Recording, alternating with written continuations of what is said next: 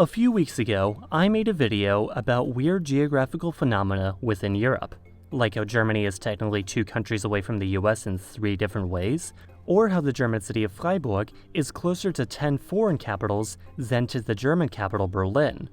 And although that video was kinda made in a rush because I couldn't think of any better ideas for a video that week, that video actually did quite well. So with that in mind, here's a rundown of some weird geographical phenomena in Europe's large neighbor, Asia. So first, as I talked about in my Central Asia video, Asia is absolutely gargantuan, especially once you take into account how culturally diverse it is. In physical size though, it is so big that Sapporo, Japan is actually further away from Izmir, Turkey than it is from Denver, Colorado. A theoretical direct flight from Izmir to Sapporo, despite being entirely within the same continent, would take well over 11 hours and cross 6 time zones. For reference, I here in Germany am 6 hours ahead of the US East Coast. In terms of countries and cultures, Asia contains countries as culturally varied as Japan, Myanmar, Sri Lanka, Oman, Kazakhstan, and Armenia. With this in mind, Asia, like most continents, is very frequently divided into multiple different sections, namely East Asia, Southeast Asia, South Asia, West Asia, also known as the Middle East, Central Asia, and North Asia, also known as Russia. Though even these regions can still get incredibly big. In fact, although it is considered part of South Asia, Nepal is actually further away from Sri Lanka than it is from China. Wait, no, this fact is stupid. Okay, let's actually get into some of the facts here. For example, we all know that China is gigantic. In my video about weird European geography, I actually stated that China's westernmost point is in fact closer to Istanbul than it is to Shanghai. But India is also huge. Not just nothing to sneeze at, it's absolutely enormous. As you can see from the fact that the city of Dibrugarh in the state of Assam is actually about the same distance from the national capital of New Delhi as it is from Mongolia.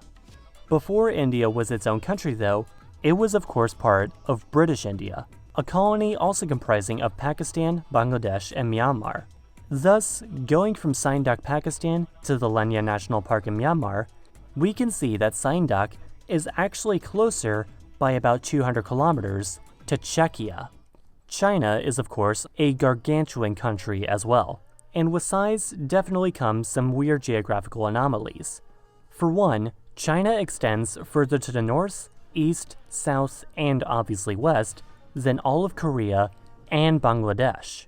Despite its large size, however, both physical and in terms of population, most of the western parts are largely empty. This has led to the creation of the imaginary Heihe-Tangchong line, or the Aihui-Tangchong line, between the cities of Heihe in Heilongjiang and Tangchong in Yunnan province, to the east of which lies 47% of China's land area, but 94% of its population, with the other 53% of its territory housing only 6%, a paltry 80 million people. Seriously though, that's like only the entire population of Germany.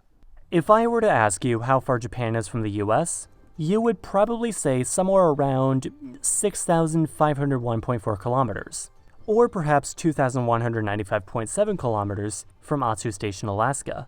However, in reality, it's only about 594.2 kilometers between the islands of Farallón de Pájaros in the northernmost of the Mariana Islands and Iwo Jima.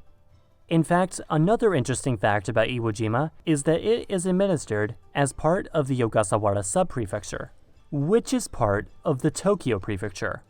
So when someone says that Iwo Jima is administered by Tokyo, they don't necessarily mean in the sense that it's Japanese and Tokyo is the capital of Japan and all that, but in the sense that it's literally part of Tokyo itself, despite being over 1,100 kilometers away. In short, imagine if the US Virgin Islands weren't their own territory, but part of the District of Columbia itself. Or if Norfolk Island were part of the Australian Capital Territory. That's kind of what's going on here. Japan actually administers quite a few offshore island territories, possibly the most famous of which being Okinawa, a long chain of islands, one of which, Yonaguni, being only 107 kilometers from the east coast of Taiwan. That's even closer than the actually quite far off Matsu Islands, another series of islands administered by Taipei that are at their closest only 8 kilometers from mainland China. I'm not here to get into the sovereignty debate though, I'm here to go into Southeast Asia. The Philippines may seem like an island nation, but in fact, it is. However, some of the islands, especially the Mangi Islands in the Sulu Sea, come very close to other nations. In this case, Malaysia, which is less than 20 kilometers away from these islands. These islands are tiny, and with a population of over 9,000, they are also very densely packed. And access to the rest of the Philippines can be difficult at best. And in response to health risks, compounded by a lack of doctors, many actually seek treatment on the nearby Malaysian Bangi Island. So yeah, I guess this was a pretty good issue for me to put out into the world. Speaking of the islands in the Philippines, however, the Philippines obviously has a lot of them. About 7,641 of them to be specific, as of the last time we counted them, of which only about 2,000 are actually inhabited or even named. And even then, just the top 50 islands comprise 99% of the national population. That, however, doesn't even come close to that of nearby Indonesia, which has somewhere in the ballpark of around 18,000 islands, though counting that many islands is tricky over such a large area. Since, as you're probably aware by now, Indonesia is also absolutely giant, though it doesn't even come close to having the most islands of any nation, with Sweden alone having over 220,000. Indonesia, however, has the most populated island in the world, beating out even the likes of Great Britain, Honshu, and even Australia. Java, with a population of over 140 million, which alone would make it the 9th most populous country in the world, just tied with Russia. Or I guess 8th, because obviously Indonesia wouldn't be in the top 10 anymore. This likely has something to do with the fact that it also has most of Indonesia's largest cities, including the capital and largest city, Jakarta, which is actually separated into 4 cities by cardinal direction, as well as Surabaya, Bekasi, Bandung, Depok, and Semarang. So hopefully this video was able to put the size of this continent into perspective, or maybe you at least learned something about how Asia is shaped, even though I admittedly mostly stuck to the southern and eastern halves. Although to be fair, I have made videos about Central Asia and Siberia in the past, so you can also check those out. If you want me to continue this series even further with other continents, I'd be more than happy to do so. With that in mind, if this video gets at least 4,000 likes, I will, for sure, make another follow-up with another continent. Maybe Africa, perhaps.